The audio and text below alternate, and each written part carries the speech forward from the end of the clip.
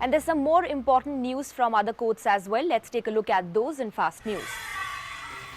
Supreme Court of India upheld the Gujarat High Court judgment which approved the mobile internet ban by Gujarat government during the Patel quota agitation in the state, justifying that such decision can be taken by the state government to maintain law and order situation under section 144 CRPC, and such decision cannot be termed as illegal. PIL had said internet services cannot be shut down completely, only access could be restricted. But Supreme Court observed that such steps can be necessary at times to maintain law and order situation. Delhi High Court on Wednesday reserved its order on Aam Aadmi Party's government's appeal against a single bench order that restored management quota in nursery admissions in private schools. In its appeal, Delhi government argued that single bench on February 4th put on hold the government's circular without any view to interfere in the autonomy of private unaided schools. The Supreme Court sought a copy of the 2011 Uttarakhand law on Lokayukt from BJP leader and advocate who has filed a PIL seeking a direction to the state government to appoint the Lokayukt as its earliest. Without issuing notice on plea, the double bench said that this is the bill, where is the act, and then asked the petitioner to furnish a copy of act within 2 weeks. Writ petition in this case is filed for implementation of the Uttarakhand Lokayukt Act, stating that Uttarakhand is without Lokayukt since September 2013. Maharashtra government on Tuesday informed the Bombay High Court that it has decided to suspend licenses of those driving drunk. The state government is following a High Court direction to consider amending Section 185 of the Motor Vehicles Act on driving. After the acquittal of actor Salman Khan in 2002 hit-and-run case, government pleader informed the division bench that though the decision has been taken, the policy is yet to be drafted. He said that he would submit the policy before the court on the next hearing date of 16th March. The Delhi High Court on February 8th assured the MCD workers that if they are not paid their dues and salary till February 15th, then a fresh notice will be issued to MCD. The Delhi High Court has already issued notice to all three Delhi municipal corporations and sanitation workers union on a plea to call off their strike. The court had earlier also rebuked the MCD on their strike, after which one big faction of MCD called off the strike. Yadav Singh's remand has been extended for 5 more days by the CBI court in Ghaziabad.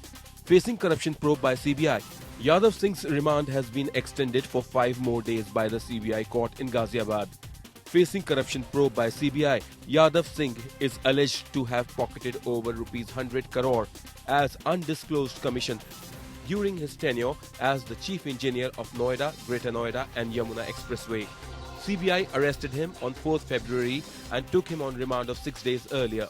Yadav Singh is facing 2 CBI cases, one of corruption involved in giving contracts and the other of amassing properties in his and his family's name which are disproportionate to the known sources of his income.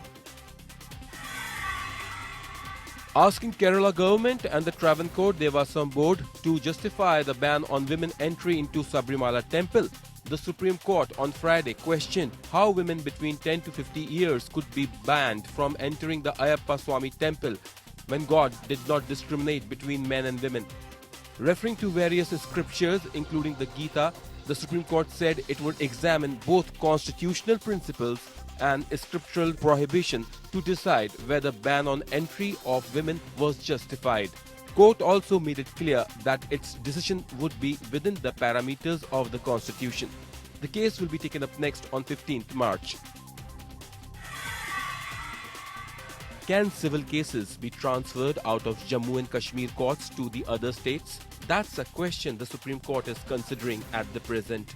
On last Monday, a constitution bench comprising Chief Justice T.S. Thakur and other 4 justices heard this case, which arises out of the special status granted to Jammu and Kashmir under the Indian Constitution. Solicitor General Ranjit Kumar said that the court would have the power to transfer cases irrespective of a special law existing in the state. Jammu Kashmir has its own constitution, Civil Procedure Code and Penal Code, but in the J&K adaptation order of the 1954 Constitution, the article which grants Supreme Court the power to transfer cases based on the Civil Procedure Code has been omitted. Allahabad High Court on Thursday reserved its order in two matters pertaining to the appointment of Javed Ahmed as the new DGP and the retired Justice Rafat Alam as the chairman of State Human Rights Commission. The petition says that Javed Ahmed was appointed, superseding 13 IPS officers from UP cadre which were senior to him.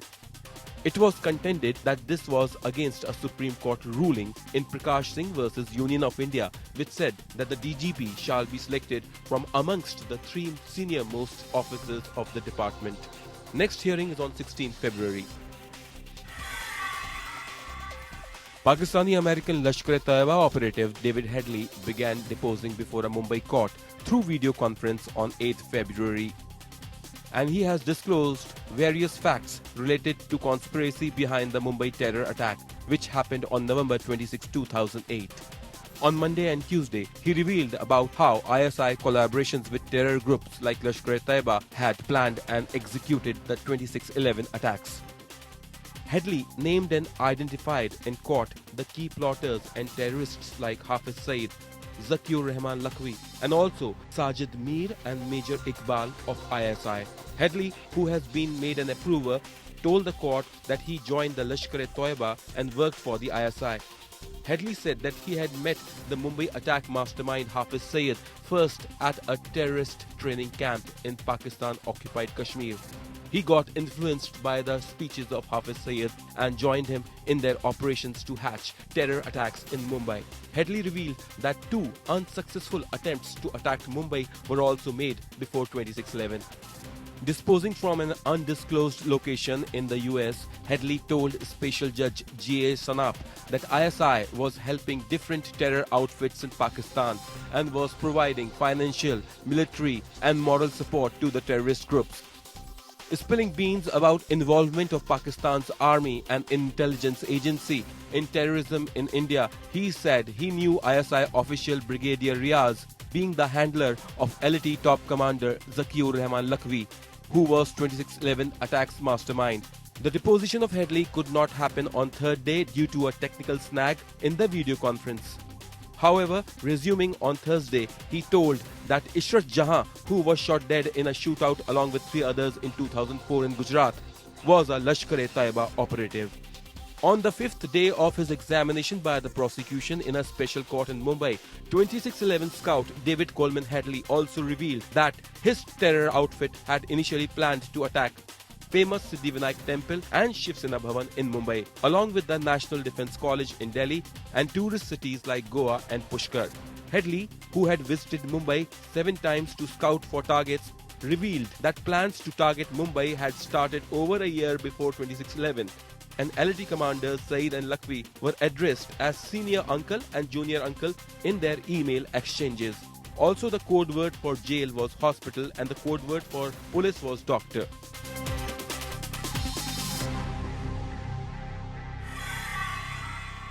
So that's all in quotes this week. For more news and updates, stay tuned.